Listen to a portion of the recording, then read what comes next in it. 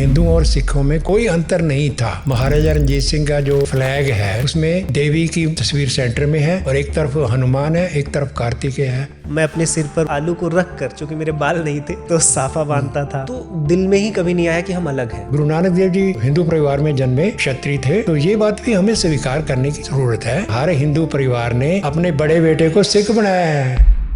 गुरु ग्रंथ साहिब क्या है, सिख धर्म क्या है, उसका जन्म कैसे हुआ। नानक ब्रह्म विचारों के जो मैं गा रहा हूँ ये तो ब्रह्म विचार है। तो ब्रह्म क्या है? सत्यम ज्ञानम अनंतम ब्रह्म। हरि शब्द लगभग 8000 बार मिल जाता है, राम शब्द 2500 बार मिलता है, गोपाल शब्द लगभग 491 बार मिलता है। गुरुजी इसको इनकार नहीं करते, लेकिन इनको एक प्रसंग के रूप में देखते हैं, उनकी उपासना नहीं की गई। तो उसमें लगभग 30-40 बार अल्लाह शब्द भी आता है। तो ये इस्लाम वाला ही अल्लाह है या सिख धर्म है?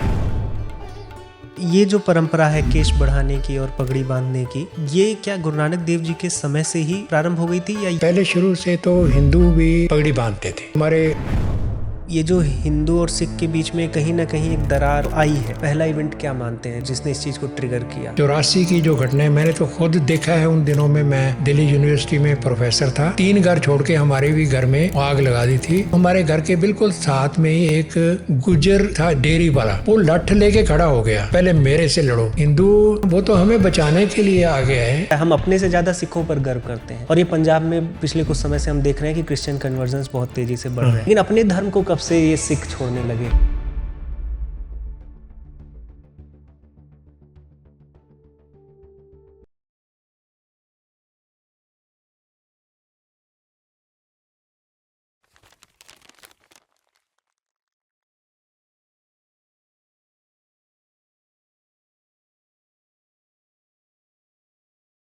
आचार्य जी नमस्ते। हाँ, नमस्कार। सत श्री अकाल। सत श्री अकाल।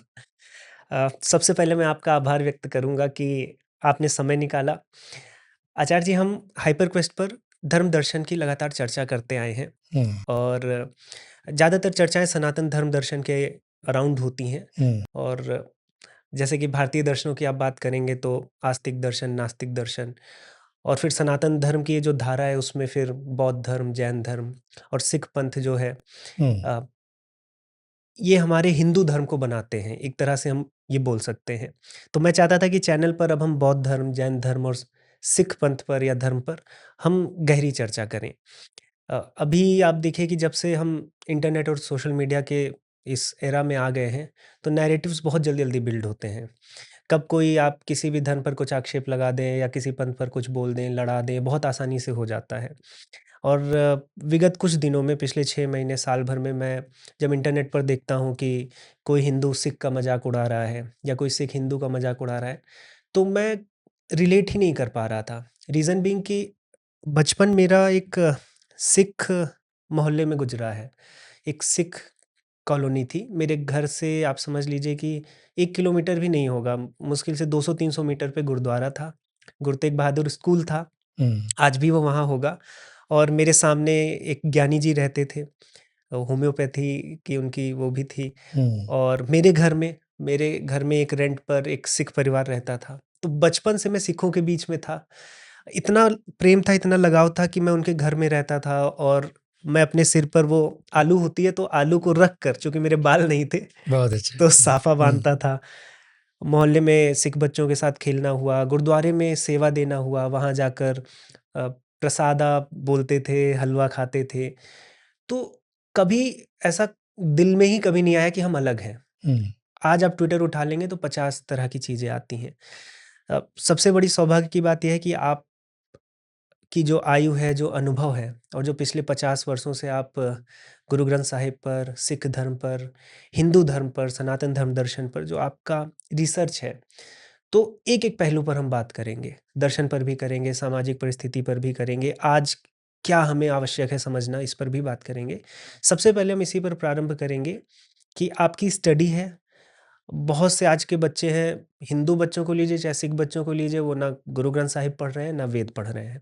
तो सबसे पहले मुझे यही समझना है कि गुरु ग्रंथ साहिब क्या है, सिख धर्म क्या है, उसका जन्म कैसे हुआ, सिख का अर्थ ही क्या होता है?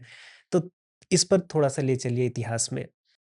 आपने बहुत अच्छा प्रश्न उठाया है। देखिए, जो सिक्खी, जो आज के समय सिक्खी या सिख धर्म को हम समझते हैं, वो एक आधुनिक धर्म है जो भारत की मिट्टी से पंजाब में उसका जन्म हुआ, और वो एक ग्लोबल रिलीजन के तौर पर आज सारी दुनिया में एक फैले हुए हैं। और जो सारे धर्म हैं उनमें 5वें स्थान पर सिख धर्म आता है। तो इसका मतलब है कि पहली बात तो ये है कि सिख एक आधुनिक धर्म है और वो 5वां सबसे बड़ा धर्म है, ये बात हम मान के चलते हैं। और इसकी कुछ विशेषताएं हैं जो आज इसको एक वर्ल्ड रिलीजन के रूप में स्थापित करती हैं। मैं ये समझता हूँ कि हमारा देश जो है एक सभ्यता है और जीवंत सभ्यता है। तो उस सभ्यता की जो विशेषताएं हैं और उसमें जो 4 परंपराएं हैं, उनका आपस में क्या संबंध है, ये बात हमें विचारने की ज़रूरत है। क्योंकि देखिए, जो हमारी सभ्यता है उसकी जो मूल विशेषता मैंने देखी है अपने अध्ययन के दौरान, वो ये है कि वो ज्ञान केंद्रित है और धर्म आधारित है। ये बात समझने की है कि बहुत सी ऐसी सभ्यताएं हैं, जैसे अब्राहमिक सभ्यता ले लो, हमारी जो कंटेम्प्रेरी सभ्यता है, उसमें 3 पंथ हैं, तीन रिलीजन्स हैं, जहाँ उनको मज़हब कह सकते हैं, जुडाइज़म, क्रिश्चियनिटी एंड इस्लाम। तो हमारी सभ्यता में 4 परंपराएं हैं, सनातन, जैन, बौद्ध और सिख। इस बात से हमें ये पता चलता है कि जो हमारी इस सभ्यता की जो बेसिक बुनियाद है वो इन चारों में रिफ्लेक्ट होती है। जैसे भगवत गीता में आया है ना कि ना ही ज्ञानेन सदृशम पवित्रम ही विद्यते। गुरु नानक देव जी कहते हैं कि ज्ञान अंजन गुरु दिया, अज्ञान अंधेर विनाश। तो ज्ञान की बात यहाँ हमारी सभ्यताओं में जो होती है, उसका मतलब है कि ये ज्ञान केंद्रित है। ज्ञान केंद्रित मैं बार बार इसलिए कह रहा हूँ कि अब्राहमिक ज्ञान केंद्रित नहीं है, वो कमांडमेंट के ऊपर आधारित एक रिलीजन की परंपरा है। हम उससे कोई झगड़ा नहीं करते, लेकिन समझने की बात है कि जो अब्राहमिक सभ्यता है वो कमांडमेंट बेस्ड है और जो भारतीय सभ्यता है वो ज्ञान केंद्रित है। तो इस तरह मतलब हमारी जो ज्ञान की परंपरा, हमारे 4 इसीलिए इनको धार्मिक परंपराएं कहते हैं। एक बात मैं पहले ही स्पष्ट कर देना चाहता हूँ कि जो हमारी सभ्यता है वो धर्म आधारित है। इसका क्या मतलब हुआ?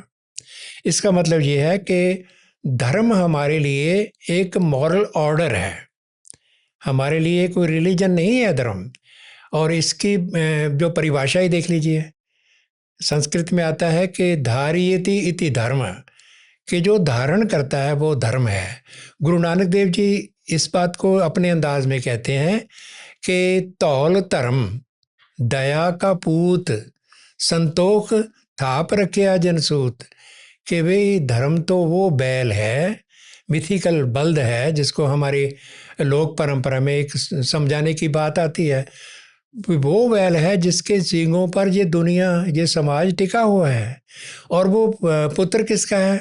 वो दया का पुत्र है। और उसको स्थापित किसने किया? वो संतोख ने किया है।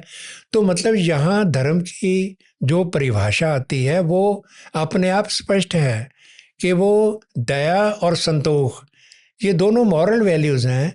इन दोनों मॉरल वैल्यूज़ के ऊपर आधारित धर्म की परिभाषा गुरु नानक देव जी ने कर दी।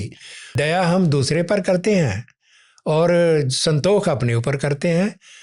तो इस तरह जैसे दुनिया में, संसार में, ब्रह्मांड को चलाने वाली एक शक्ति है जिसको वेदों में ऋत कहा गया है और गुरु जी ने उसको हुक्म कहा है, तो वो क्या है? वो कॉस्मिक ऑर्डर है कि ये जो दुनिया बनी हुई है ये एक परम सत्य, अगर इसको समझें हम कि जो यथार्थ है हमारे जीवन का, ये अल्टीमेट रियलिटी है, तो उसके अंदर ही उसके लॉज ऑफ फंक्शनिंग है। ये बात बहुत इम्पॉर्टेंट है कि मतलब एक ऐसा यथार्थ जो किसी बाहर की शक्ति के ऊपर निर्धारित नहीं है, उसको चलाने वाली शक्ति उसके अंदर ही है।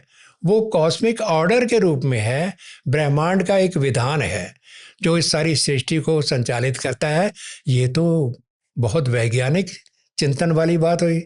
और इसी बात के ऊपर आधारित उन्होंने जब समाज में उस मॉरल ऑर्डर को लाया, वो धर्म बन गया। जो कॉस्मिक ऑर्डर है वो रित है, वो नेचुरल कॉस्मिक ऑर्डर है। और जो समाज में जब वो वही ऑर्डर जो समाज को चलाता है वो धर्म के रूप में स्थापित होता है। तो गुरु नानक देव जी ने भी जिस चीज़ को जिन बातों को लेकर धर्म की परिभाषा की है वो हमारे लिए बहुत इम्पोर्टेंट है। और देखिए गुरु अर्जन देव जी ने इस धर्म की परिभाषा बड़ो और खूबसूरत की है। वो कहते हैं कि सर्व धर्म में श्रेष्ठ धर्म, हरि को नाम जप निर्मल करम। कि सब में जो श्रेष्ठ धर्म है ना, वो तो वह धर्म है जो हरि के नाम के जपने के साथ निर्मल कर्मों के ऊपर आधारित है। तो इसका मतलब है कि हमारी जो सिख धर्म की जो अंदर की विशेषता है कि वो एक तो ज्ञान के ऊपर टिकी हुई है, दूसरे धर्म के ऊपर आधारित है। तो इन दोनों वैल्यूज़ को लेकर हमारा धर्म पैदा हुआ। इसको हम ऐसे भी कह सकते हैं कि मध्यकाल में जो गुरु नानक देव जी 1469 ईस्वी में जो पैदा हुए, वो 15वीं शताब्दी में उन्होंने एक नए पंथ की नींव रखी। उनकी बात भी सुन लीजिए। वो बचपन से ही आध्यात्मिक चेतना रखने वाले एक शख्सियत थे। उनके पिताजी ने उनको फारसी, संस्कृत और बाकी भाषाओं का, गणित का वो सारा ज्ञान उनको दिया जो उस समय एक पीढ़ी के लिए ज़रूरी होता है। लेकिन गुरु नानक देव जी तो विरक्त भावना से अध्यात्म की ओर आकर्षित थे। तो उन्होंने सारी अपने जीवन में अध्यात्म की जो जिज्ञासा है उसको अपने साथ रखा। और इसीलिए वो तकरीबन 28,000 किलोमीटर की यात्रा उन्होंने की चारों दिशाओं में, और उसको उनको उदासियाँ कहा जाता है। गुरु नानक देव जी की जो ज्ञान यात्रा है ना, मैं उनको ज्ञान यात्रा कहता हूँ, कि वो इस दुनिया के चारों कोनों में उन्होंने पहले तो अनुभव किया अध्यात्म का, उसके बाद चारों कोनों में उन्होंने यात्रा की, उदासियाँ की, जिनमें भारत के जो उस समय के तीर्थ स्थान थे उनको विजिट किया। हरिद्वार से लेकर वो कन्याकुमारी तक गए और सारे उन धर्म क्षेत्रों में, क्योंकि वो धर्म के जो तीर्थ थे वो हमारे ज्ञान केंद्र थे, उस समय चिंतन के केंद्र रहे हैं। तो वहाँ वो गए। उसके बाद वो मक्का और मदीना भी गए, जो दूसरी परंपरा है उसको जानने के लिए उन्होंने वहाँ की यात्रा भी की। तो मतलब है कि उनका जो विशाल अनुभव है उसको लेकर उन्होंने फिर बाद में भाई गुरदास जी ने एक बात कही है कि जब गुरु नानक देव जी उदासियों से वापस आए तो उन्होंने अपना उदासी का रूप सगल त्याग दिया। जब उदासी का मतलब होता है कि एक यात्रा करने के लिए उन्होंने उदासीनता के वस्त्र धारण की और यात्रा की, लेकिन जब वापस आए तो उन्होंने वो उदासी का जो वस्त्र था वो उतार दिया। और वो उनको कहते हैं कि नानक निर्मल पंथ चलाया। तो उन्होंने आके करतारपुर साहिब में एक नए पंथ की नींव रखी, एक निर्मल पंथ चलाया। वो पंथ क्या है? वो मार्ग है, जीवन का वे ऑफ लाइफ है, कि जीवन जीने की एक कला है जिसमें नाम जपो, कीर्त करो और वंड के छको।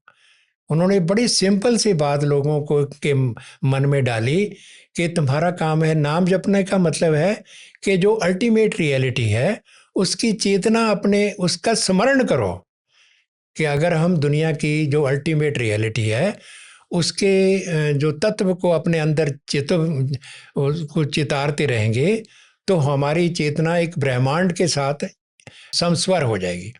तो उसके बाद वो कहते हैं कि इसको प्रैक्टिस में भी लाओ। एक तो अपने ये 10 उंगलियों की मेहनत करो, ऑनेस्ट लेबर करो, और दूसरे जो कमाई करते हो उसको बांट के छको। ये तो कमाल की बात है जो गुरु नानक देव जी ने एक सिंपल वे ऑफ लाइफ का हमें उपदेश दिया। वो अपने करतारपुर साहब में निवास के स्थान पर, वहाँ उन्होंने खुद भी मेहनत की। उन्होंने सारा जीवन, अपना लास्ट जो जीवन था वो खुद भी खेती करते थे, अपने उसमें लंगर भी चलाया उन्होंने, लोगों की सेवा भी की। तो ये हमारा जो सिख धर्म है उसकी बुनियाद में गुरु नानक देव जी की जो बात है वो यहाँ आती है।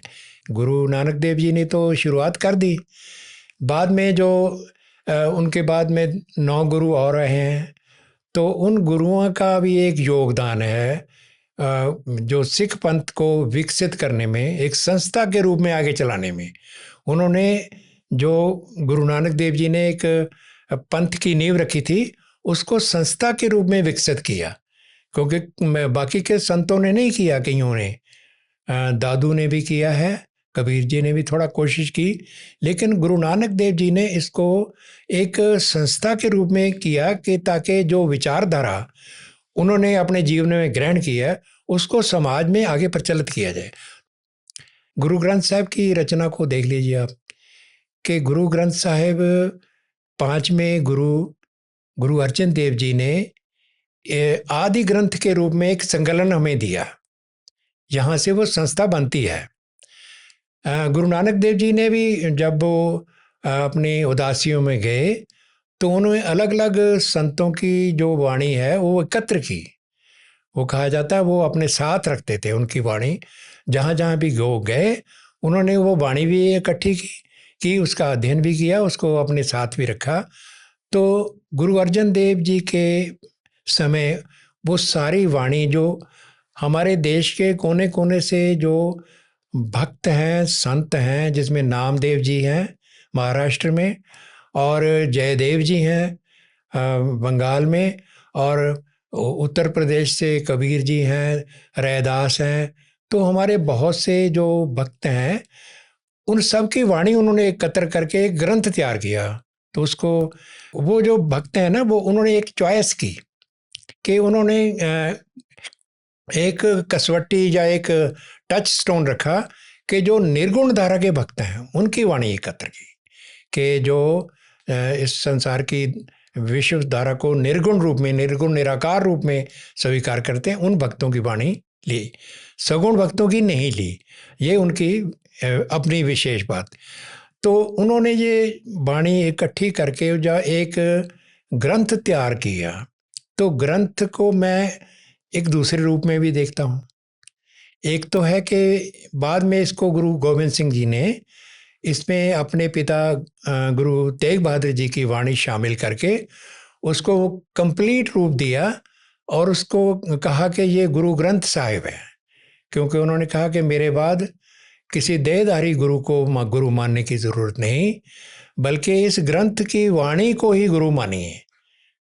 हम एक बात और समझने वाली है, ग्रंथ को हम किताब नहीं मानते, ग्रंथ को किताब के आगे माथा नहीं टेकते, उसके अंदर जो वाणी है उस वाणी के उसको लेकर उसके अंदर उसको नतमस्तक होते हैं। तो गुरुवाणी उसका, इसके बारे में खुद गुरु ग्रंथ साहब में लिखा है कि वाणी गुरु है वाणी, विच वाणी अमृत सारे, कि वाणी के अंदर ही सारे अमृत हैं और ये गुरु है, वाणी गुरु है, गुरु ही वाणी है, वाणी ही गुरु। तो मतलब ये बात आज समझने की है, क्योंकि कई बार ये हमें कहा जाता है कि आप भी तो गुरु ग्रंथ साहब के आगे मत्था टेक दो, आप भी तो मूर्ति पूजा ही कर रहे हो। तो हम मूर्ति पूजा नहीं कर रहे, हम तो उस ज्ञान की जो वाणी है उसके आगे नतमस्तक होते हैं। और उससे लेकिन प्रॉब्लम हमारी ये होगी, केवल नतमस्तक तो होते हैं, उसको विचारते नहीं। प्रॉब्लम हमारी यहाँ है। गुरु ग्रंथ साहिब की जो शुरुआत ही है वो बहुत इम्पोर्टेंट है। एक ओंकार सतनाम कर्ता पुरख निर्भव निर्वैर अकाल मूर्त आयुनि सैभं गुरु प्रसाद, ये मूल मंत्र है। मूल मंत्र क्या होता है? मंत्र एक एक्सप्रेशन की एक विधि है जिसमें कोई वर्ब नहीं है, सारे इसमें एडजेक्टिव्स और नाउन हैं। तो इनमें एक चेतना ये होती है कि एक ओंकार से शुरू होती है ये। ओंकार क्या है? ओंकार के बारे में आजकल डिफरेंट इंटरप्रिटेशंस आ रही हैं। मुझे उनसे कोई ज़्यादा सरोकार नहीं। मैं तो गुरु नानक देव जी की वाणी में जो ओंकार की परिभाषा दी गई है उसको मैं आपके सामने रखना चाहता। गुरु नानक देव जी ने एक वाणी लिखी है, ओंकार दक्षिणी। उस वाणी का नाम ही ओंकार है। तो उससे ज़्यादा अच्छी तरह ओंकार की परिभाषा कौन दे सकता है? खुद गुरु नानक देव जी ने कहा है कि ओंकार ब्रह्मा उत्पत्ति, ओंकार किया जिन चित्ती, ओंकार सैल जुग भय, ओंकार वेद निर्मय। कि ओंकार से जो ब्रह्मा पैदा हुए, ओंकार से सारी दुनिया पैदा हुई और ओंकार से ही वेद पैदा हुए हैं। ये गुरु नानक देव जी की वाणी को जरा समझ लो और इसको मार्क कर लो कि गुरु नानक देव जी वेद के बारे में क्या कह रहे हैं। जिसको आज के लोग नकारने की कोशिश कर रहे हैं, वो तो कहते हैं कि उस ओंकार से ही वेद का निर्माण हुआ है, कि वेद तो ज्ञान है। देखिए, हमारे इस सभ्यता की, हमारे इस देश की जो ज्ञान परंपरा है वो वेदों से या प्राचीन काल से चली आ रही है, एक निरंतर रूप में आ रही है, जिसका गुरुवाणी में उसी निरंतरता के रूप में आगे प्रकाश होता है। तो इस बात का सबूत क्या है? गुरु नानक देव जी की वाणी में मैंने एक बड़ी खूबसूरत बात देखी। वो कहते हैं कि गाव हो गीत ना बिरहड़ा, नानक ब्रह्म विचारो। कि जो मैं गा रहा हूँ कोई गीत या बिरड़ा नहीं, ये तो ब्रह्म विचार है। तो ये ब्रह्म विचार जो उपनिषदों में सारा ब्रह्म का विचार ही है, उपनिषदों तक। तो ब्रह्म क्या है? ब्रह्म अल्टीमेट रियलिटी है। ब्रह्म की परिभाषा जो है वो हम देखे हैं कि एक तो डिक्शनरी मीनिंग है, बृहते इति ब्रह्म, ब्रह्म वो है जो बढ़ के फैल गया। और दूसरा है सत्यम ज्ञानम अनंतम ब्रह्म, कि ब्रह्म तो वो परम सत्य है, परम ज्ञान है, परम अनंत है। क्या खूबसूरत इमेजिनेशन हमारे ऋषियों ने इस संसार के बारे में दी है, हम तो इसको भूल रहे हैं। आचार्य जी, आपने बहुत विस्तार में हमें समझाया कि कैसे क्या सिख धर्म है और कैसे सनातन धर्म की हमें ज्ञान, या फिर हम उसको कहें कि प्रतिबिंबित करता है सिख धर्म। उसमें आपने ऋत का कॉन्सेप्ट बताया, फिर हमने ब्रह्म का कॉन्सेप्ट जाना। तो मैं भी देख सकता हूँ, अगर आप सभ्यता के पर्सपेक्टिव से देखेंगे तो वो एक ही चीज़ है, क्योंकि आप ओंकार की बात करते हैं। फिर हम ये कह सकते हैं कि सगुण की तरफ ना जाकर निर्गुण की तरफ सिख धर्म जाता है। तो हम ये कह सकते हैं कि गुरु नानक जी ने कोई नया धर्म नहीं शुरू किया। हाँ, उन्होंने एक एक पंथ या फिर एक ऐसी धारा शुरू की जहाँ पर जो उस समय उस तत्कालीन समाज की आवश्यकता रही, और जो उन्होंने बताया कि आपने बताया कि भक्ति, नाम जप और निर्मल कर्म, और उन्होंने ज्ञान को ऊपर रखा कि हम ज्ञान की तरफ बढ़ें। जिस प्रकार से और भी समय-समय पर जैसे गौतम बुद्ध आए, उन्होंने जो समाज में देखा, उन्होंने सनातन की एक धारा को और रिफ़ाइन किया, तो ऐसे ही गुरु नानक देव जी ने आगे बढ़ाया। अ, हम थोड़ा-सा, चूँकि आपका गुरु ग्रंथ साहिब पर रिसर्च है, और थोड़ा दर्शकों को ये बताइए, सिख का क्या अर्थ होता है? सिक्खी का क्या अर्थ है? सिक्की की परिभाषा मैं गुरु नानक वाणी से आपको देना चाहता हूँ। उनकी जो परिभाषा बड़ी सिंपल है। वो कहते हैं कि सिक्खी सिक्ख्या गुर विचार। बहुत सरल सी और बहुत संक्षिप्त सी परिभाषा है कि सिक्खी तो वो शिक्षा है जो गुरु के विचार के अनुसार है। इसका मतलब विराट परिभाषा है कि सिख तो जो शिक्षा को ग्रहण करने वाला, गुरु की शिक्षा हो, वो सिख है।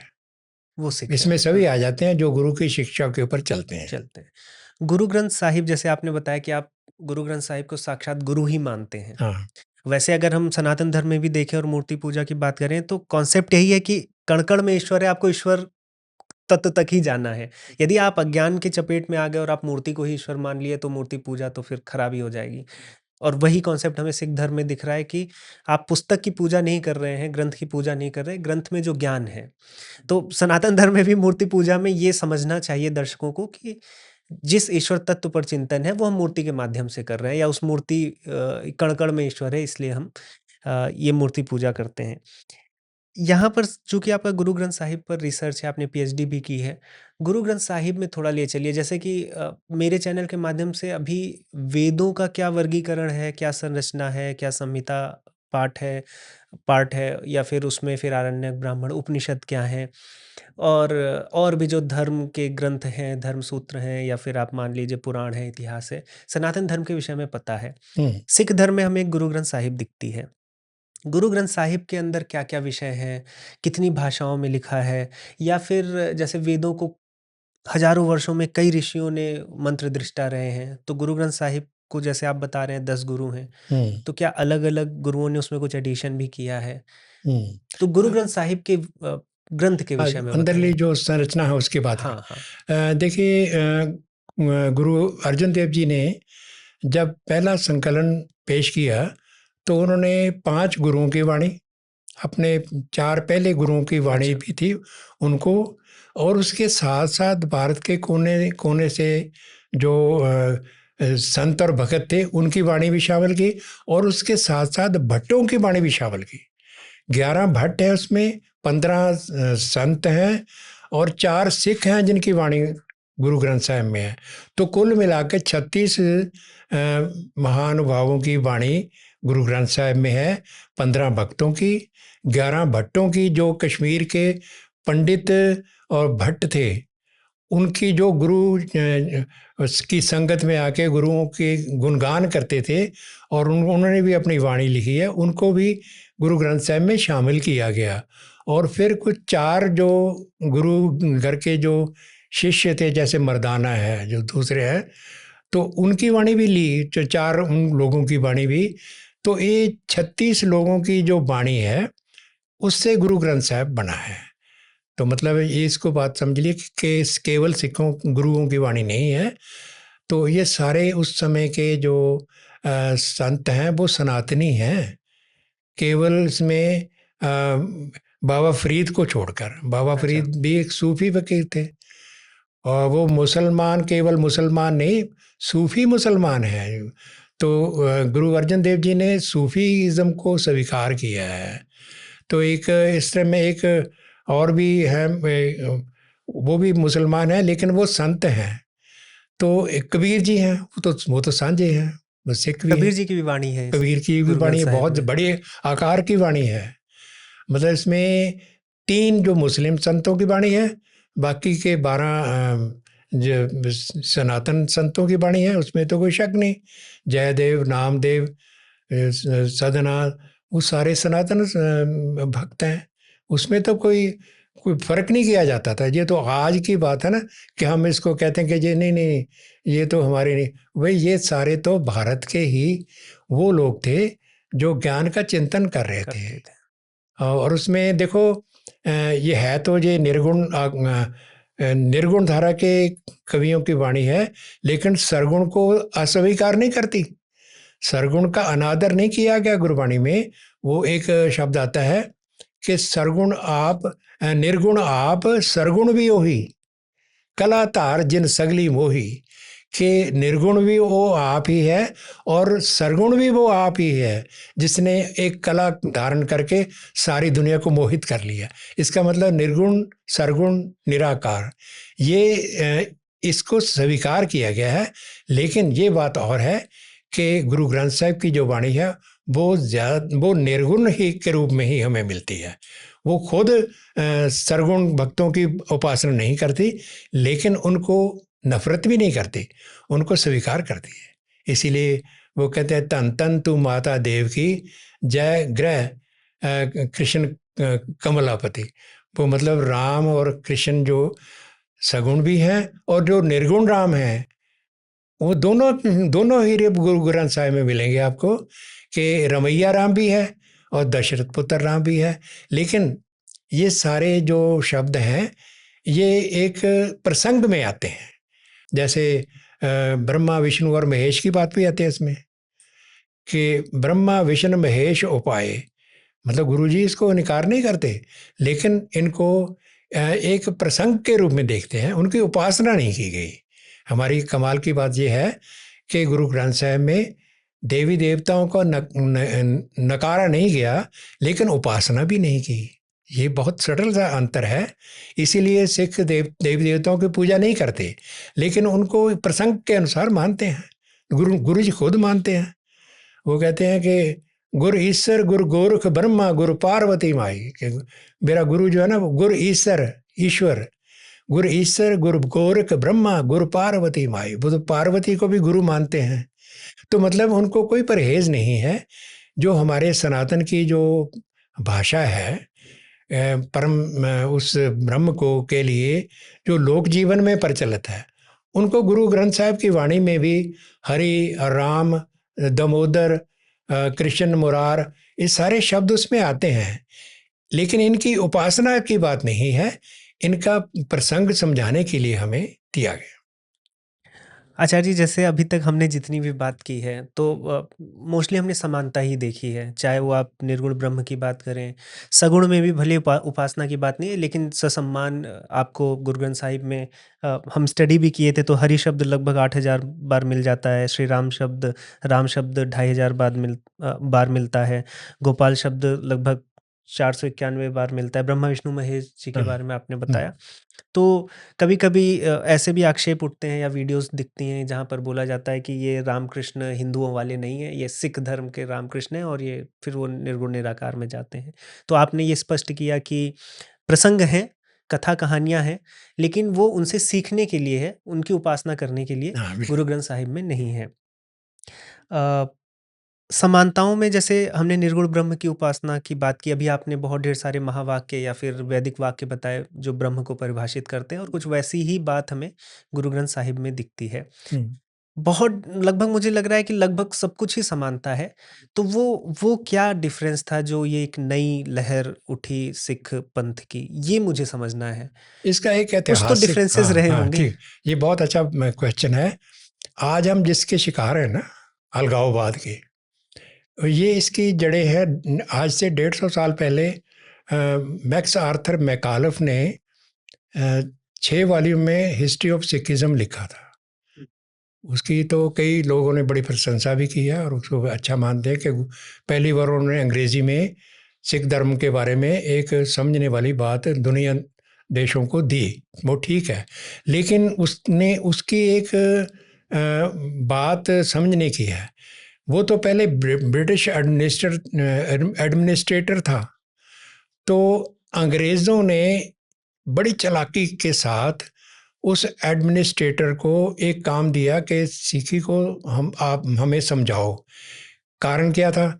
क्योंकि इमीडिएटली 1849 में जब मतलब महाराजा रंजीत सिंह की फौजें हार गईं, तो उस समय उनकी प्रॉब्लम ये होगी कि पंजाब पर कब्जा तो कर लिया, इसकी साइकी को समझना और इसको मतलब है कि ऑपरेट करना वो करना चाहते थे।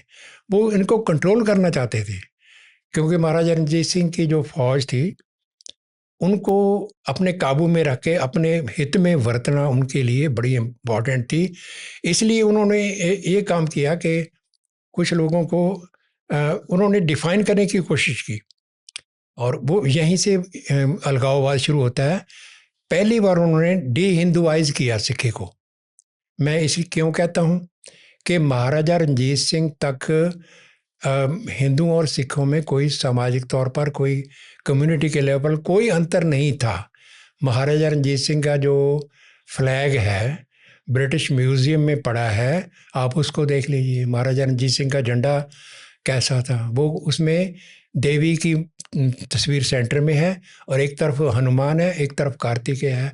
वो झंडा वो मतलब महाराजा रंजीत सिंह का वो फ्लैग वो सिद्ध करता है कि उस समय तक हिंदुओं और सिखों में कोई अंतर नहीं था। ये बात महाराजा रंजीत सिंह के एक दरबारी शायर हुए हैं, वो मुसलमान शायर हैं, शाह मोहम्मद। उन्होंने जंग सिंगा ते फरंगियाँ लिखी है किताब। एक जंग की बात की है, सिंगों और फरंगियों की जो जंग है उसके बारे में। उसमें लास्ट में कथन करता है कि राजी खूब बसते हिंदू मुसलमान दोवें, सिर दोहां दे उत्ते आफात आई, शाह मुहम्मदा विच पंजाब दे जी कोई नहीं सी तीसरी जात आई। तो वो कहता है कि हिंदू और मुसलमान बड़े राजी खुशी हंस रहे थे, दोनों के सिरों पर एक आफत आ गई। तो शाह मोहम्मद कहता है कि शाह मोहम्मद विच पंजाब दे जी कोई नहीं सी तीसरी जात आई, तो तीसरी जात तो नहीं थी, तीसरी जात मतलब हिंदू और मुसलमान थे। और देखो कमाल की बात, देखो गुरु अर्जन देव जी की जो शहीदी है उसके बारे में तुझके जहांगीरी में जो लिखा हुआ है वो देखिए आप। तुझके जहांगीरी में उसने लिखा है कि ब्याह के में ब्यास के किनारे अर्जुन मल नाम का एक हिंदू बैठा है, उसने कुफर की दुकान खोली हुई है और मैं बड़ी देर से सोच रहा था कि इस दुकान को बंद कर दूं। गुरु अर्जन देव जी के बारे में वो लिख रहा है कि वो हिंदुओं का गुरु है। अर्जुन मल हिंदू नाम का एक बैठा है। तो उस समय तो मतलब है हिंदू और सिख में कोई अंतर ही नहीं था। गुरु नानक देव जी हिंदू परिवार में जन्मे, क्षत्रिय थे, तो उनको मतलब कौन उनसे मुनकर हो सकता है। ठीक है, उन्होंने नया पंथ चलाया है, ये मतलब कह सकते हैं उनकी बैकग्राउंड तो सारे हमारे हिंदू धर्म से आती है ना। तो ये बात भी हमें स्वीकार करने की ज़रूरत है ताकि हम अपने भाईचारे में जो अलगाव पैदा करने वाली शक्तियाँ उनका जवाब दे सकें।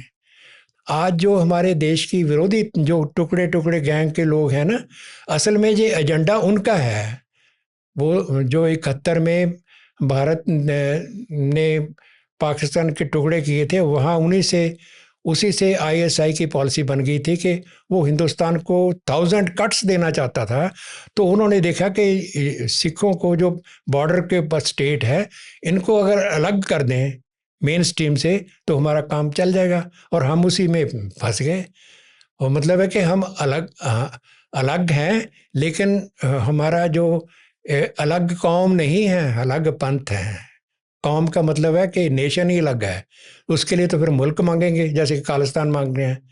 हम we are not a separate nation, we are a separate panth, कि हम एक अलग पंथ हैं, हमारा जीने का सलीका अलग है, दुनिया को देखने और विचारने की एक विचारधारा है, वो हमें स्वीकार्य है। लेकिन इसका मतलब नहीं कि हम अपनी पेरेंट कम्युनिटी को या अपने सनातन धर्म जहाँ से हम आए हैं, मैं तो अपना देखा हूँ हरिद्वार में, मेरे भी तो 4 पीढ़ियाँ पहले हिंदू ही थे। तो मतलब हर हिंदू परिवार ने अपने बड़े बेटे को सिख बनाया है, कोई कन्वर्ट नहीं किया। उन्होंने गुरुओं की महिमा को देखकर उनके चरणों में अपने बच्चों को समर्पित किया, इसीलिए सिख समाज बना है। तो आज सिख समाज अपने माँ बाप से ही मुनकर हो जाए, ये तो अच्छी बात नहीं ना। आचार्य जी, जैसे आपने बताया कि हम डिफरेंसेस तो है ही नहीं एक प्रकार से, और ये इस बात का सबसे बड़ा प्रमाण तो ये है कि मेरी लाइफ में जितने भी सिख आए, किसी ने ये नहीं बोला कि सिख बन जाओ, क्योंकि आप तब बोलोगे जब आप डिफरेंस देखोगे। डिफरेंस देखेंगे तभी तो आप बोलेंगे कि आओ क्रिश्चियन बन जाओ या मुस्लिम बन जाओ। किसी सिख भाई ने आज तक ये नहीं बोला। और गुरुद्वारे जाना हुआ या कहीं भी जाना हुआ तो ऐसा भी नहीं हुआ कि आपको कोई रोक दे। अगर आप शुद्ध भाव से जा रहे हैं तो कोई रोकेगा भी नहीं। तो डिफरेंसेस तो है ही नहीं।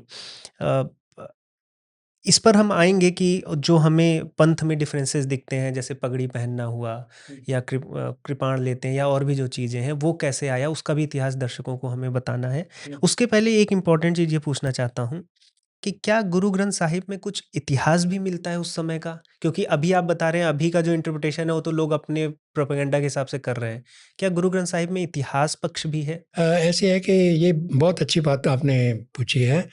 मैं ये समझता हूँ कि गुरबाणी के अंदर 2 परंपराएं हैं। एक तो है ज्ञान की परंपरा, दूसरे प्रतिरोध की परंपरा है।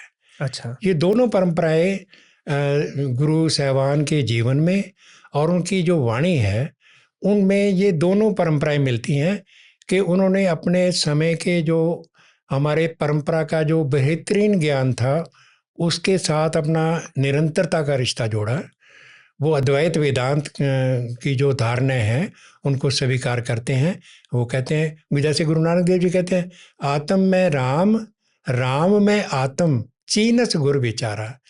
वो तो जो आत्म और राम की जो एकता है ना, अद्वैत वही है। अद्वैत का मतलब यही है कि ब्रह्म सत्यम जगन मिथ्या जीवो ब्रह्मेव नापरा, कि जीव ब्रह्म ही है। तो गुरु अर्जन देव जी भी कहते हैं कि ब्रह्म में जन, जन में पार ब्रह्म, कि ब्रह्म के अंदर जन का निवास है और जन के अंदर पार ब्रह्म का निवास है। ये अद्वैत वेदांत की फिलॉसफी है।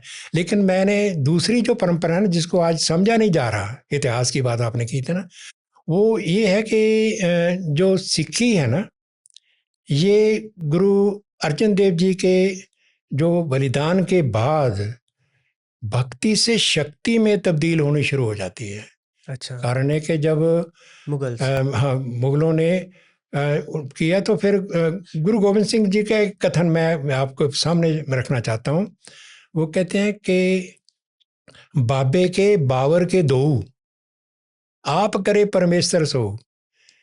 वो अपने उस जो गुरु परंपरा के समय जो संघर्ष चल रहा था, जिसका प्रतिरोध फिर हमें गुरुओं ने हमें दिया है, वो कहते हैं कि एक तरफ तो बाबे के हैं, बाबे नानक की गद्दी चल रही है, बाबे के बावर के दो, एक तरफ बाबर के लोग हैं कि बाबर के बाद वो औरंगजेब तक आती है गद्दी, ये एक परंपरा ये है।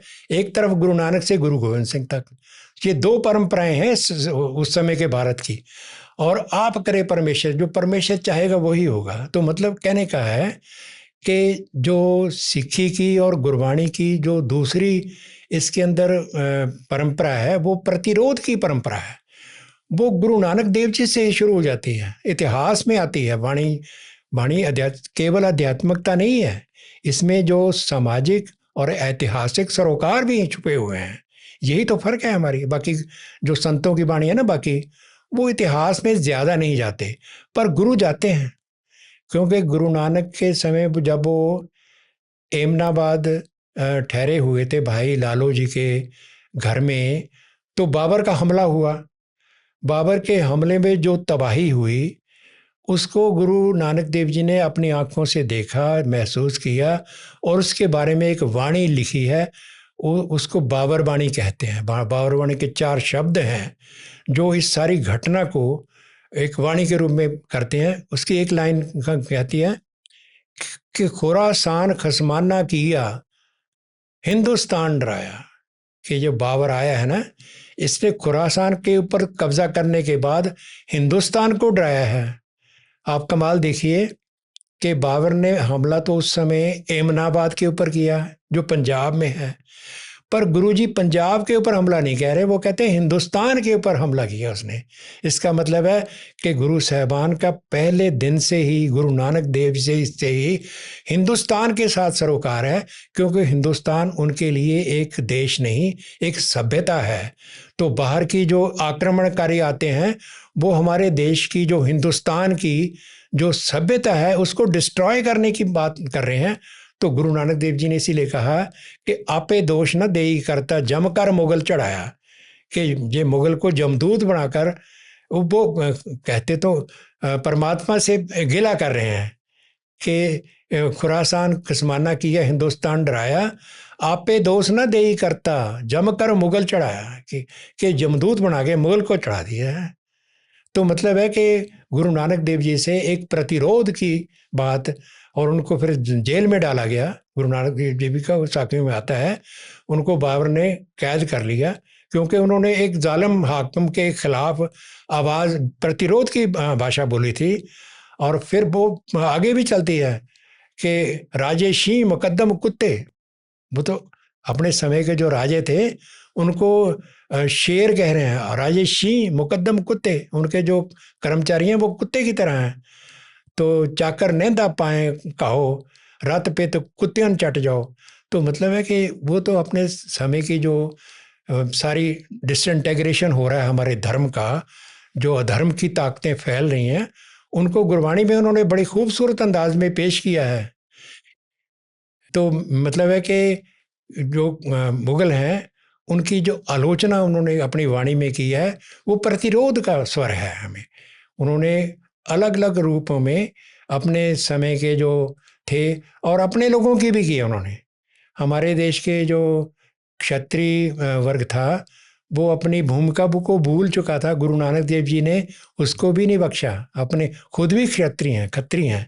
वो कहते हैं कि खत्रियां ता धर्म छोड़िया मलेच्छ भाख्या गई, कि मेरे इन खत्री भाइयों ने अपना धर्म छोड़ दिया है और मलेच्छ की बोली बोल रहे हैं, कंप्रोमाइज़ कर रहे हैं, उनको भी नहीं बख्शा। तो गुरु नानक देव जी जो पहले गुरु हैं, आदि गुरु हैं हमारे, उन्होंने भारत के साथ जो उसके आक्रमणकारियों के खिलाफ एक प्रतिरोध की भाषा शुरू कर दी थी। और इसका फिर बाद में जब गुरु तेग बहादुर जी के पास जब कश्मीरी पंडित आते हैं पुकार करने के लिए कि आप हमें बचाइए, तो इसके बारे में उन्होंने अपना बलिदान दिया। तो बलिदान के बारे में बड़ी गलतफहमियाँ पैदा की जा रही हैं। एक उनमें से एक सबसे बड़ी गलतफहमी तो ये है कि गुरु तेग बहादुर जी ने औरों के लिए कुर्बानी दी। भाई और कौन है?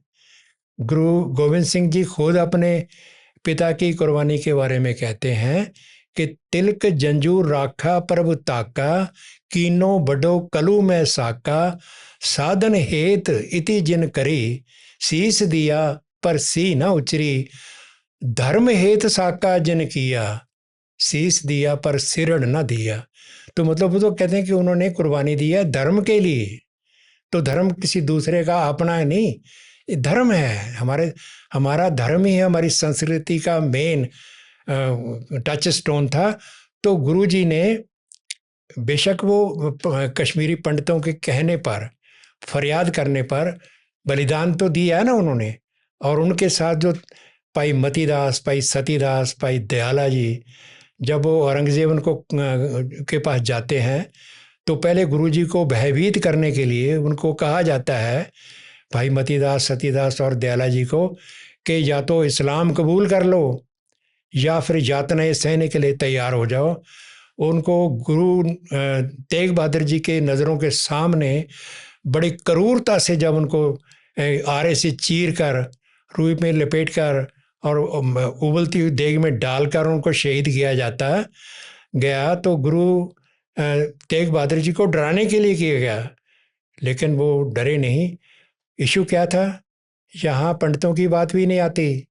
वो कहते हैं ना कश्मीरी पंडितों के लिए कुर्बानी की थी, वहाँ तो सीधी सी बात है कि या तो इस्लाम कबूल कर लो या मरने के लिए तैयार हो जाओ।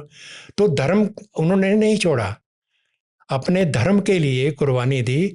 धर्म तो एक ही था, वो किसी दूसरे का नहीं था, वो हमारा सबका धर्म था। जो नैतिक दृष्टि है उसकी रक्षा के लिए गुरुजी ने सर्वोच्च बलिदान कर दिया। ये उनकी एक प्रतिरोध की बात थी अहिंसावादी रूप में। तो आप जानते हैं कि उसके बाद तो गुरु गोविंद सिंह जी जब आए तो उन्होंने फिर इसका जो शस्त्र के रूप में जो खालसा पंथ बना के खालसा फौज की स्थापना की, वो अकाल पुरख की फौज, वो जुल्म के खिलाफ उन्होंने हथियार उठाया। तो हमारी तो जो परंपरा है ना, जो दूसरी परंपरा जिसको आज हम समझ नहीं रहे, वो प्रतिरोध और विरोध की है कि सिखी जो है देश और धर्म के लिए बलिदान देने और संघर्ष करने की बात है। इसीलिए जो सिख किरदार है वो योद्धाओं का किरदार है। आज वो योद्धा किस लिए है? अपने देश और धर्म की रक्षा के लिए। आचार्य जी, आप इतिहास में भी ले गए और आपने बताया कि भक्ति और शक्ति दोनों साथ में सिख धर्म के साथ, पंथ के साथ चली है। तो ये जो सिख पंथ और खालसा आपने बताया, उसके बाद किस प्रकार से ये जो हमारे ऊपर अत्याचार हुआ और उसके प्रतिरोध में फिर एक शक्ति पर भी बात उठनी प्रारंभ हुई।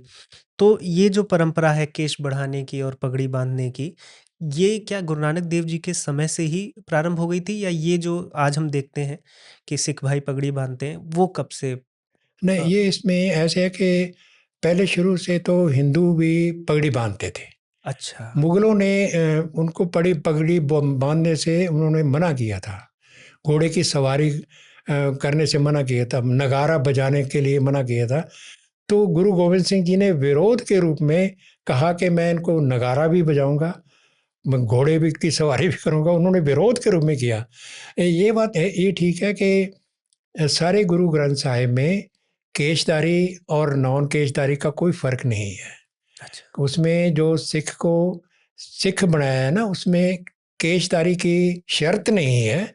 अपनी मर्जी से लोग केश रखते थे, क्योंकि हमारे ऋषियों के भी तो केश होते थे ना, वो भी तो केशाधारी थे। जी। तो हमारे जो परंपरा में पगड़ी की बांधने की भी परंपरा रही है, तो ये बात तो चली जा रही है, लेकिन उसको कोई ज़रूरी बात नहीं माना। बल्कि जो कबीर जी हैं ना गुरु ग्रंथ साहिब में, वो कहते हैं कि भावें लांबे केस धर, भावें करड़ मुनाए। वो तो केश को सिक्खी की शर्त नहीं मानते। वो कहते हैं कि बेशक तुम केश रख लो चाहे मुना लो, कोई फर्क नहीं पड़ने वाला। फर्क तो ये पड़ेगा कि गुरु की शिक्षा के अनुसार तुम चलते हो कि नहीं चलते हो। तो ये तो गुरु गोविंद सिंह जी ने जो अमृतधारी सिखों की परंपरा चलाई है, वो शक्तिशाली एक फौज के रूप में आई है। उसमें तो हमें कोई इनकार नहीं। तो अमृतधारी हैं, उनके लिए तो केश जरूरी है, पगड़ी जरूरी है, बाकी भी चीज़ें ज़रूरी हैं। आचार्य जी, आप गुरु ग्रंथ साहिब को बहुत डीपली पढ़े हैं, उसको समझे हैं। तो मेरी ये क्यूरियोसिटी भी जग रही है कि क्या गुरु ग्रंथ साहिब में उनके पहले के आचार्यों की भी बात है, जैसे आदि शंकराचार्य हैं या फिर और भी पहले के जो आचार्य हैं, क्या गुरु नानक देव जी ने उनका भी मेंशन किया है या और गुरबाणी में आगे? नहीं, उनका उस रूप में नहीं है, अच्छा। क्योंकि गुरु जी तो कोई फिलोसफिकल शास्त्र नहीं बना रहे थे। हाँ। वो दर्शन की दृष्टियां हैं ना, उनको उनके अनुसार वाणी रच रहे थे। तो उनको उन्होंने ज़्यादा आदि शंकराचार्य की जो धारणाएं हैं वो वाणी में मिलती हैं, क्योंकि वो तो अद्वैत वेदांत के रूप में। तो हमारी जो दार्शनिक परंपरा है ना, हमारे सनातन की, उसमें तो बाकायदा 6 शास्त्र हैं। खट खट दर्शन भी कहा। हाँ, खट दर्शन गुरबाणी में खट दर्शन की बात आती है, आती है, इसका मेंशन आता है, लेकिन इसके ऊपर ज़्यादा जोर नहीं दिया गया। नहीं दिया गया। केवल उसको बताया है कि हमारे खट दर्शन भी हैं, कि 6 दर्शन हैं जो हमें ज्ञान की बात समझाते हैं। तो उसमें तो सभी तरह के हैं, नास्तिक भी हैं, आस्तिक भी हैं। मतलब कि सांख्य भी है, योग भी है, और वैशेषिक भी है, न्याय भी है। तो वो सारे उन्होंने मेंशन किया है, उनकी व्याख्या नहीं की। व्याख्या नहीं है। अभी हमने ये बात की कि गुरु ग्रंथ साहिब में राम, कृष्ण, देवी देवताओं के नाम आते हैं, तो उसमें लगभग 30-40 बार अल्लाह शब्द भी आता है। तो ये इस्लाम वाला ही अल्लाह है या सिख धर्म में? नहीं, उसमें ऐसे है कि गुरु ग्रंथ साहिब में जो शायर हैं ना, जो वाणीकार हैं, वो अपनी विरासत के शब्दों को इस्तेमाल करते हैं। अच्छा। जैसे जो हमारे संत हैं, वो तो सनातनी परंपरा के शब्दों का प्रयोग करते हैं, लेकिन जो 3 मुस्लिम संत हैं उसमें, जैसे फरीद जी हैं और कबीर जी हैं और एक भीखण है, इन्होंने अल्लाह शब्द और खुदा शब्द की बात की है, क्योंकि उनकी विरासत अल्लाह और खुदा है।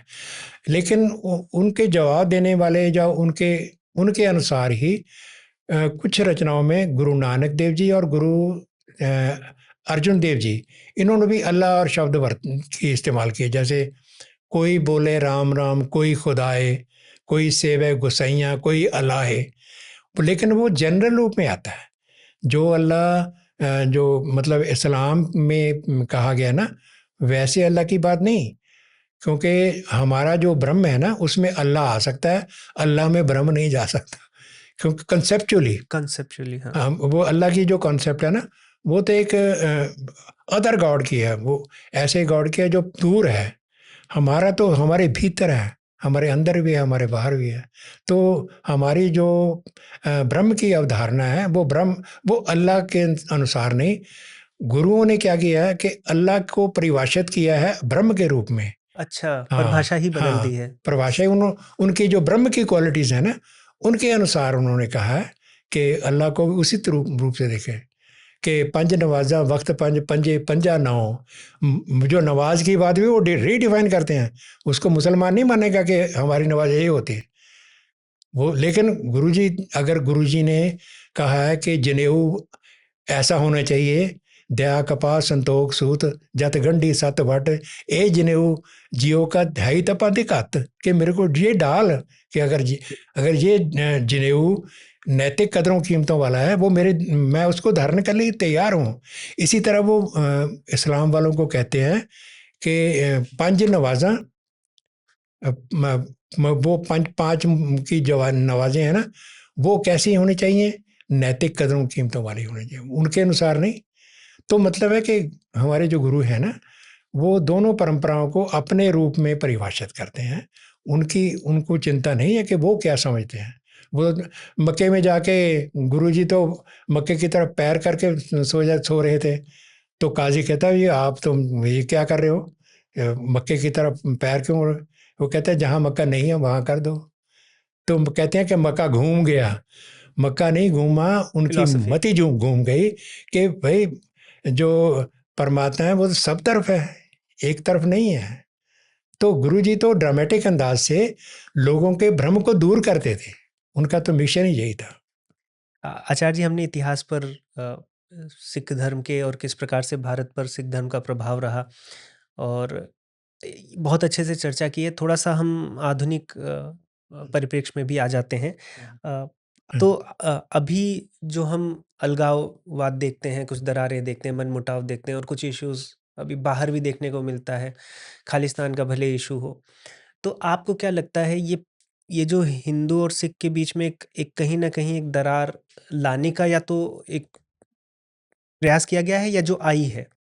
तो वो पहला आप इंसिडेंट या पहला इवेंट क्या मानते हैं जो जिसने इस चीज़ को ट्रिगर किया? क्योंकि हम एक लंबी परंपरा देख रहे हैं भाईचारे की। हम्म, मैं समझता हूँ कि 84 की जो है ना घटना, अच्छा। उससे जनमानस की डिस्टरबेंस होती है। जो आम पंजाब के लोग भी हैं, जो सिख हैं, उनको इस घटना ने उनको बहुत प्रभावित किया है। घटना को किसी ने समझा नहीं कि घटना असल में क्या है, किसने कराई और क्यों कराई। और इसको बिना समझे इसके बारे में जो गलतफहमी है, उसके विरोध में सिख जो है ना वो अलगाववाद की तरफ बढ़ते चले गए। उनको कुछ लोगों ने भटकाया भी। तो ये मैं समझता हूँ कि 84 की जो घटना है, मैंने तो खुद देखा है। उन दिनों में मैं दिल्ली यूनिवर्सिटी में प्रोफेसर था, तो मैंने विटनेस खुद किया है अपने उस के किन्होंने किया। ये जो घटना है ना, ये एक पार्टी के जो मेंबर थे, इंदिरा गांधी की मौत का बदला लेने के लिए उन्होंने अपने लोगों को उकसाया। तो उकसा के भीड़ के साथ निहत्थे सिख लोगों के ऊपर हमले कराए। हमारे मैं भी एक 3 घर छोड़ के हमारे भी घर में आग लगा दी थी। तो वहाँ 2 बातें मैं आपसे शेयर करना चाहता हूँ। एक तो हमारे घर के बिल्कुल साथ में ही एक गुजर था, डेयरी वाला। वो 7 फुट ऊंचा, बड़ा तगड़ा पहलवान की तरह था। वो लठ लेके खड़ा हो गया कि तुम इन लोगों को जो मार रहे हो पहले मेरे से लड़ो। मतलब है कि वो हिंदू गुजर जाट हम सिखों को बचाने के लिए, हम तो उस वक्त निहत्थे थे लोग, वो भीड़ के साथ सरिये लेकर पेट्रोल बम लेकर हमें हमला करने आ रहे थे। वो खड़ा हो गया तो उसने रोका उन लोगों को। तो वो वो टल गए, नहीं तो हम 3 घर छोड़ के आग लगा दी थी उन्होंने। तो हमारा तो घर बिल्कुल सड़क के ऊपर था, तो हमारा तो बचाव होना मुश्किल था। और दूसरी बात उसमें ये हुई कि हमारे मोहल्ले के, हमारी गली के पीछे हिंदू परिवार वालों ने हमें कहा कि तुम्हें यहाँ खतरा है, हमारे घर आ जाओ। वो हमें सारे परिवार के मेंबर को अपने घर ले गए। बड़े रिस्क लिया उन्होंने, क्योंकि उन दिनों तो जो सिखों को मतलब देता था, शरण भी देता था, उसको भी मारते थे। तो हमें तो बहुत खतरनाक माहौल में से गुजरे हैं। मैं कहना ये चाहता हूँ कि ये जो सो कार्ड दंगे दंगे तो थे नहीं, वो तो एक तरह नरसंहार था। नरसंहार जो था वो एक पार्टी की बुरी जो पॉलिसी थी उसके अनुसार हुआ कि टीच देम ए लेसन, कि इनको सबक सिखाओ कि हमारी माँ को कैसे मार दिया। मतलब उन लोगों ने एक बिल्कुल नैरो की तरह करके बाद में बना दिया इनको, हिंदू सिख दंगा बना दिया। भाई हिंदू तो किसी को मार ही नहीं सकता। हिंदू समाज में से हम आए हैं, वो तो हमें बचाने के लिए आगे आए हैं, हमें घर में शरण दी। तो ये बात बड़ी इम्पोर्टेंट है कि बाहर के लोग इसी बात के प्रापेगंडे में आ जाते हैं कि हिंदुओं ने सिखों को मारा, अब हिंदुओं को मारो। ये बात तो हमें हमसे ज़्यादा कौन जानता है। मतलब मेरा एक बेटा है, वो उन्होंने कहा भाई आप ऐसे करो, इन बच्चों के बाल मनवा दो, ताकि लोग हमें ऊपर से प्रेशर आ रहा है कि सिखों को मारो। तो मेरे बच्चों ने वो बाल कटवाए भी, अब भी कटवाए हुए हैं।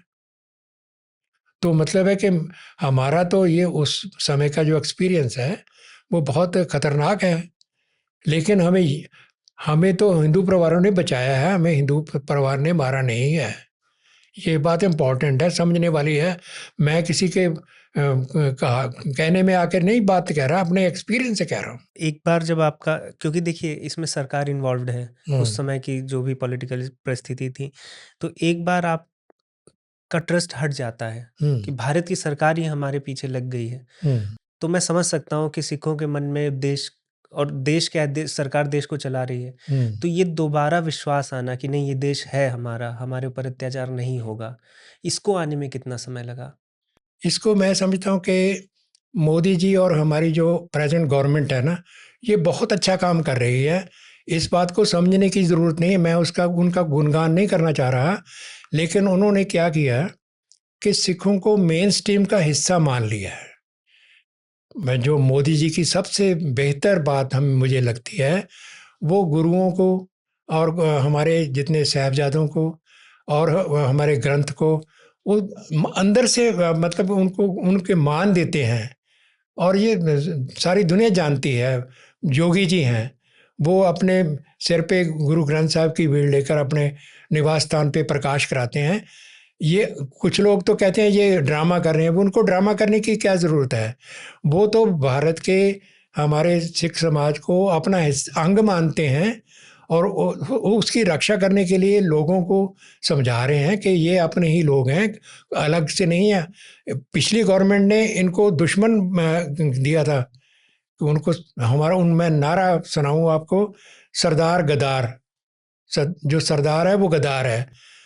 जिस सिख समाज ने देश की रक्षा के लिए सबसे ज़्यादा कुर्बानी की, उनको गद्दार बनाया जा रहा है केवल एक बात के लिए कि इंदिरा गांधी को उन्होंने मारा है। क्यों मारा है ये भी समझने वाली बात है कि जब दरबार साहब और अकाल तख्त के ऊपर इंदिरा गांधी की गवर्नमेंट ने हमला किया, सिख साइकी डिस्टर्ब होती है, तो उस डिस्टर्बेंस से एक गुस्सा पैदा होता है।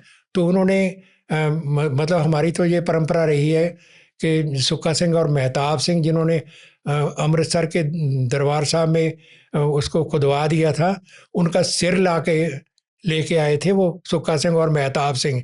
हमारी ये परंपरा रही है। हालांकि ये इस परंपरा को लागू करने की इस समय ज़रूरत नहीं थी, क्योंकि इस वक्त किसी और की नहीं, हमारी अपनी गवर्नमेंट थी। पर उस अपनी गवर्नमेंट के कुछ लोगों ने जो गलत डिसीज़न लिए, इंदिरा गांधी को मैं समझता हूँ कि उन्होंने कोई जानबूझ के ऐसा काम नहीं किया। उनकी अपनी जो बात थी, वो सिखों की दुश्मन नहीं थी वो, लेकिन उनसे एक ऐसा डिसीजन हो गया कि जिसको सिख साइकी ने माफ़ नहीं किया, तो उनका कत्ल हो गया। उनको खुद भी पता था इंदिरा गांधी को कि मुझे मार देंगे ये लोग, और ये बहुत अनफॉर्चुनेट बात थी। अगर उनको बख्श दिया जाता शायद वो गवर्नमेंट भी बख्श देती। लेकिन प्रॉब्लम ये है कि आज हमें अपने उस इतिहास के बारे में एक समझ नई पैदा करने की ज़रूरत है। और जो आपने कही है कि जो डिस्टर्ब सिख साइकी है, उसका इलाज तो अब तो मैं समझता हूँ कि हो रहा है, कि वो यही था कि सिख समाज को एक वह जगह देनी चाहिए जो वो डिज़र्व करता है। जैसे हिंदू समाज में एक भाईचारे की और एक सरदार की जो उनको, क्योंकि एक्चुअली बात तो ये हिस्ट्री में सिखों ने धर्म की रक्षा के लिए कुर्बानियाँ भी दी, जंग भी किए हैं।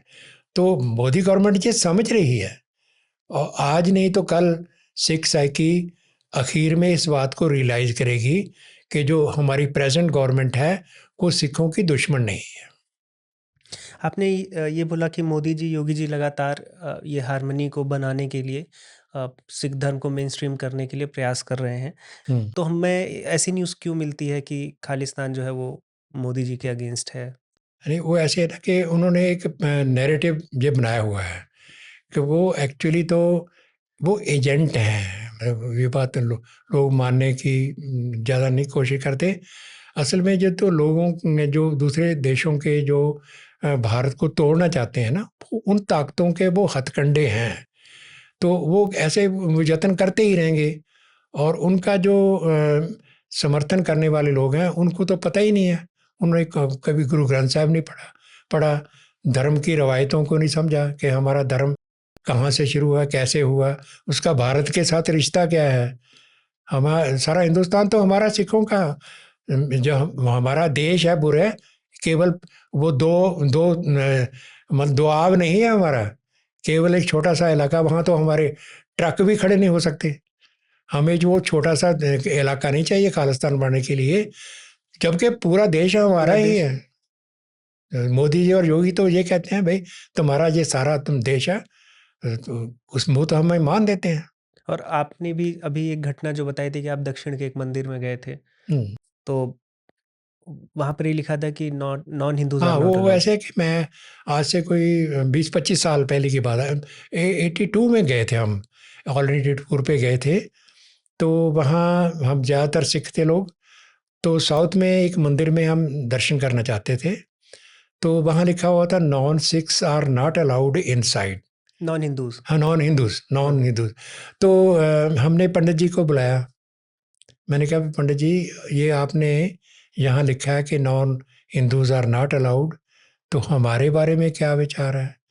वो कहते हैं सरदार जी, आप तो हिंदू धर्म के रक्षक हो, आपको कौन रोकता है। ये हमारे हिंदू समाज की सिखों के बारे में धारणा थी कि सिख तो हिंदू धर्म के रक्षक हैं।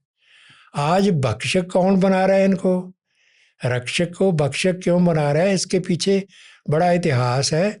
लेकिन इसके पीछे डिस्टॉर्शंस हैं जिनको हमें विचारने की ज़रूरत है।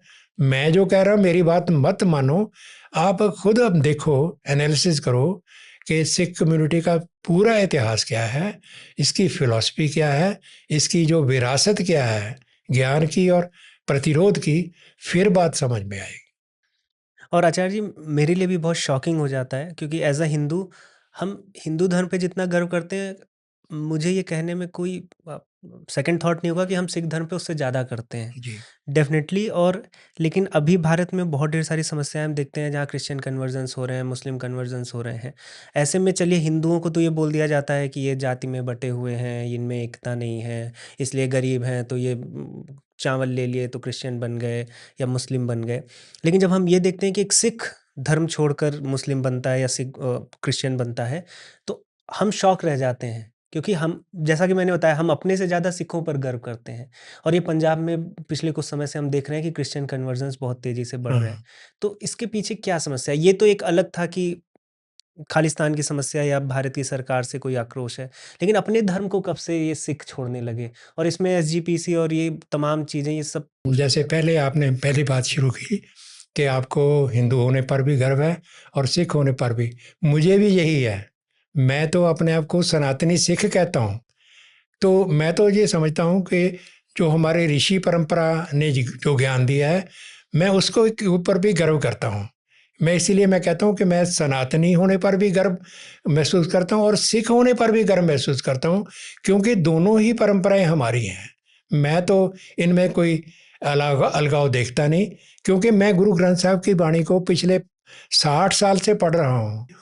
आपने सही बात की है कि श्रोमणी गुरुद्वारा प्रबंधक कमेटी वैसे तो गुरुद्वारों की मैनेजमेंट के लिए बनी थी 1925 में, लेकिन ये खालसा पंथ की एक नुमाइंदा जमात है। इसको देखना चाहिए कि हमारा जो समाज है वो कन्वर्ट क्यों हो रहा है, उसको उसको पूरी तरह समझे और उस कन्वर्शन को रोके। और इस रोकने के लिए वो उनको यत्नशील होना चाहिए। उनकी ड्यूटी है प्रचार के द्वारा और उसका समाधान करने के लिए अपने लोगों को इसकी ओर ध्यान दें, ताकि वो हमारे लोग अगर कन्वर्ट हो जाएंगे तो खालिस्तान कहाँ बनाएंगे वो। खाल पंजाब तो खाली हो जाएगा, आधे लोग बाहर चले गए, आधे क्रिश्चियन बन गए, तो यहाँ तो सिख तो माइनॉरिटी में आ जाएंगे। तो ये बड़ा खतरा है। कन्वर्शन को तो सारे हिंदुस्तान में रोकना की ज़रूरत है, क्योंकि किसी दूसरे धर्म को ये कोई अधिकार नहीं कि किसी को पैसे की ज़ोर पर या किसी तलवार की ज़ोर पर कन्वर्ट करे। अपनी मर्जी से जो जैसे जीना चाहता है वो जीने, अपनी परंपरा को क्यों ना जिए हम। और इस तरह के संवाद के माध्यम से हम घर घर तक ये बात पहुंचाएं कि क्या गौरवशाली इतिहास रहा है और किस गौरव के साथ यहाँ तक ये परंपराएं आई हैं। अ, अभी हमने इतिहास पर बात कर ली, वर्तमान के जो सिनारियोज उस पर बात कर ली। भविष्य को लेकर एक अंतिम मेरा प्रश्न है, इस पॉडकास्ट के हाँ, समापन की ओर हम बढ़ हाँ, चुके हैं। हम्म, अ, कोई भी सिख यूथ, या मुझे लग रहा है majority of Sikh youth Guru Granth Sahib नहीं पढ़ रहा होगा। सेम लागू होता है हिंदुओं पर, वेद तो पढ़ते नहीं हैं, सब पूजा सामग्री बन गई है। आप, मुझे पता चला कि आप एनईपी में भी पार्टिसिपेट किए हाँ जी हैं, जी आप उसमें जी। रहे हैं, जो अभी हमारी नेशनल एजुकेशन पॉलिसी आई नई। क्या आपको उसमें कुछ पॉजिटिव दिख रहा है कि बच्चों तक ये ज्ञान पहुँचे जिससे वो गौरवान्वित हों? एक बार बच्चों को अगर सच्चाई पता चल गई तो फिर तो आपको बताने की आवश्यकता नहीं कि कौन दुश्मन है आपका, क्या है? ये बहुत अच्छा क्वेश्चन है, क्योंकि मैंने सारे अपने लाइफ में जो देखा है, मैंने देखा कि हमें अपने धर्म के बारे में पढ़ाया नहीं गया। हमें जो अपने आप अपनी विरासत से पीढ़ी दर पीढ़ी अपने धर्म के बारे में ज्ञान है, लेकिन जो एजुकेशन पॉलिसी जो मैकाले से चली थी ना, हमें भारत के जो परंपराएं थी उनके बारे में पढ़ाया ही नहीं गया। अगर पढ़ाया गया तो वो नेगेटिव पढ़ाया गया। ख़ास तौर पर हिंदुइज़्म को अटैक किया गया कि इसमें ये बीमारियां हैं, जाति प्रथा है, कर्मकांड है। वो मतलब बीमारियों के साथ कोई अच्छी बात भी होगी वो नहीं पढ़ाई गई। और उन्होंने ये बात केवल हिंदुइज्म के बारे में कही है, क्रिश्चियनिटी के बारे में और इस्लाम के बारे में एक लफ्ज़ नहीं कहा उन्होंने कि इसमें भी कोई सोशल खराबियां हैं या नहीं। तो ये जो पार्शल व्यू है ना जो हमारी शिक्षा नीति का, एनईपी 2020 ने इसमें क्रांतिकारी परिवर्तन लाने की कोशिश की है। वो दो तरह की है। वो है कि मैं कई बार मैं कह चुका हूँ कि एक तो इसमें भारत बोध की बात है कि जो शिक्षा नीति हमारी नई आएगी उसका केंद्र बिंदु हमारे भारत की जो परंपराएं हैं, उसकी ज्ञान परंपरा है, उसकी जो संस्कृति और सभ्यता है, उसको फोकस में रखा जाना चाहिए, जो कि नहीं रखा गया था। ताकि हमारे लोगों को, हमारे यूथ को पता चले कि हम क्या हैं। हम अगर उसका पता चलेगा तो हमें तो उसमें गर्व होगा। और दूसरी चीज़ है कि उसकी जो भाषाओं की नीति बदली उन्होंने। उन्होंने भारत की भाषाओं के ऊपर फोकस दिया है, केवल इंग्लिश नहीं बल्कि सारे प्रांतों की अपनी मातृभाषाएं और स्टेट लैंग्वेज, उनमें शिक्षा और परीक्षा दोनों की बात होनी चाहिए। क्योंकि भाषा में एक जीने की एक कला होती है। भाषा कोई आदान प्रदान का माध्यम नहीं होता, ये इसमें तो ज्ञान होता है। तो इस तरह ये मैं समझता हूँ कि दृश्य बदलेगा। हमारे जो यूथ हैं, जब उनको ये पढ़ाया जाएगा कि हमारे पास तो आयुर्वेद है, योग है, वेदांत है, ये तीनों हमारी कंप्लीट वे ऑफ लाइफ के साधन हैं, तो हमें पता चलेगा। फिर हम लड़ेंगे नहीं, हम अपने ग्रंथों को पढ़ेंगे। जो हम अपने गुरु ग्रंथ साहब को सिख पढ़ेंगे, हिंदू भी पढ़ेंगे। इसी तरह हर सिख को और हिंदू को अपनी ज्ञान परंपरा जो वेदों की है, शास्त्रों की है, सारी खुद पढ़नी चाहिए। वेस्ट की बातों को भी पढ़ना चाहिए। वेस्ट की जो फिलॉसफी है वो हमारे लिए कोई अलग नहीं है, वो तो सारे विश्व की एक है। आज यूथ को चाहिए कि ईस्ट और वेस्ट का जितना भी ज्ञान है सबको पढ़ें और फिर खुद निर्णय करें कि कौन सा ज्ञान है जो हमें जीवन में लिबरेट करता है। वो हमारे वेदों की दार्शनिक चिंतन है, गुरुवाणी की फिलॉसफी है। फिर हमें सही तौर पर हमें भारतीय होने पर, सिख होने पर, हिंदू होने पर गर्व महसूस है। आचार्य जी, आप इस सार्थक चर्चा से जुड़े, ये पहल है हमारी सिख धर्म को भी समझना, दर्शन को समझना, उनके इतिहास को समझना। और मुझे नहीं लगता कि कोई भी ऐसा हिंदू होगा जिसको सिख धर्म के बारे में पता ही ना, और सिख धर्म को वो अलग मान के तो पढ़ता भी नहीं है। जब भी हम गुरु गोविंद सिंह की बात करते हैं, गुरु तेग बहादुर की बात करते हैं, जिस तरह से उन्होंने बदला लिया और जिस तरह से आपने प्रतिरोध की बात की, वो तो भारत का ही इतिहास है, हमारे लिए ही सब लड़े हैं, और जब उनमें आपस में बैर नहीं था हिंदू सिख में, तो हम आज बैठकर क्यों बैर भाव बढ़ा रहे हैं। तो इस पॉडकास्ट के माध्यम से घर घर तक ये बात पहुंचे कि हिंदू सिख भाई ही हैं और एक ही हैं। जब अद्वैत वेदांत की एक ही परिवार के एक हैं। ही परिवार के हैं, और अद्वैत वेदांत की फिलॉसफी तो वो परिवार में भी अलगाव नहीं देखती है। तो इसके साथ इस पॉडकास्ट को यहीं पर समाप्त करेंगे। आपका फिर से मैं धन्यवाद अर्पित करता हूँ। बहुत बहुत धन्यवाद। बहुत बहुत धन्यवाद।